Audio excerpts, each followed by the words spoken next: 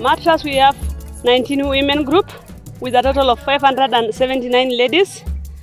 And the ladies we get from the Mama and the Msee Kijiji, who are the lowest level of elected leaders that we have.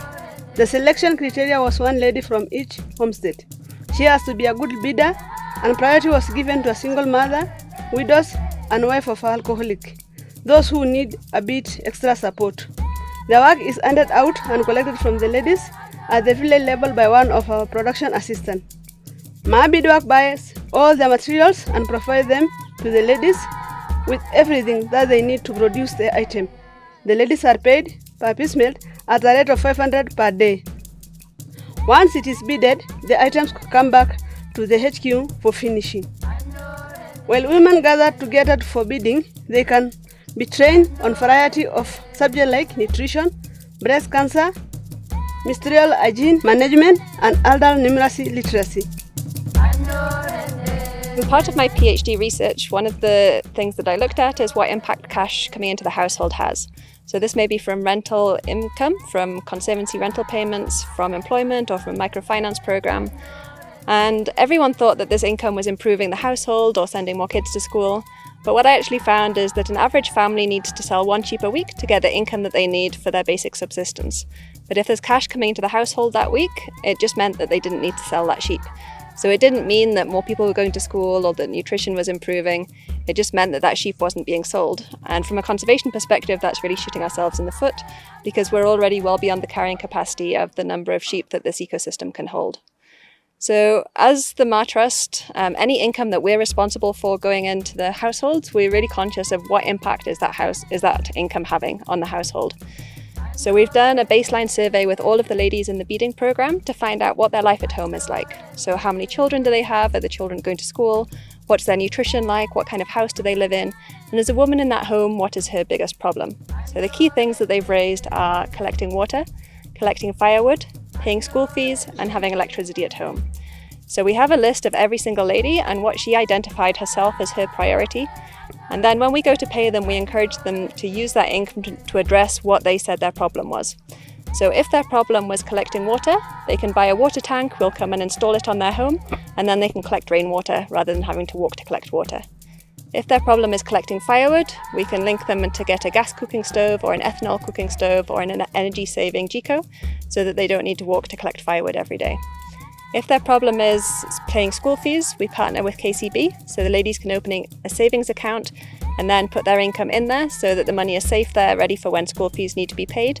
They're not tempted to spend the cash that is in their hand.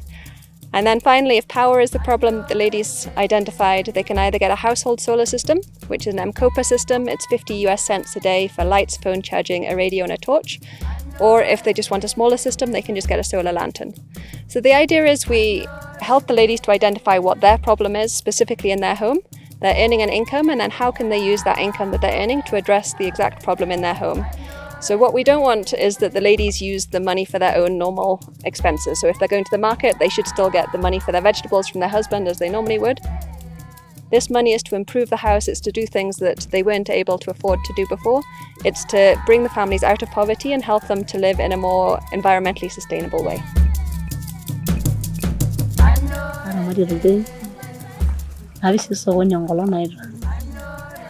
So the lady here, her name is Nolari. She's just explaining what she has been using the income with. First, she used to pay her school fees to the kid. Also, I know some of the ladies who are having big problem with water, and now they have their water tanks. Also, I know some ladies who usually get very difficult to get the vegetables, and now they can have the gardens back at their home because they are really eager to know where they can get the balanced diet. Also, I know some ladies who usually don't have their light for the kid to learn or to take their homework back to home, but through the Beadwork money, they can also have the light for their kids. Ma Beadwork is a social enterprise that has been established by the Ma Trust as a sustainable alternative for livelihood to generate income to the Maasai women and their families. The project came about because women were not directly benefiting from tourism, the love of making their traditional handcrafts from beads, but didn't have a way to sell them to the tourists. The camps were buying Maasai beadwork from Nairobi because it was difficult for them to buy directly from the ladies, because there were no set prices for the item. And if they bought from one lady, the others would complain and the quality of items was low. Through support from a vocational training grant from the Masai Mara Wildlife Conservancies Association, all women have now been trained in beadwork skills, including knotting, beading on wire, different beading stitches, beading on leather, and reading beadwork designs pattern.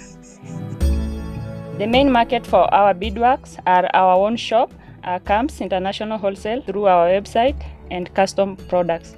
We are currently working with around 12 designers from around the world who send us their designs to produce. We can make a complete item here, for example bags or belts, or we can just bead sections like a bag strap and send it to the designer for finishing. We are very proud of the quality of beadwork that the ladies are now producing, and we can see the pride that they also have in beading such beautiful items.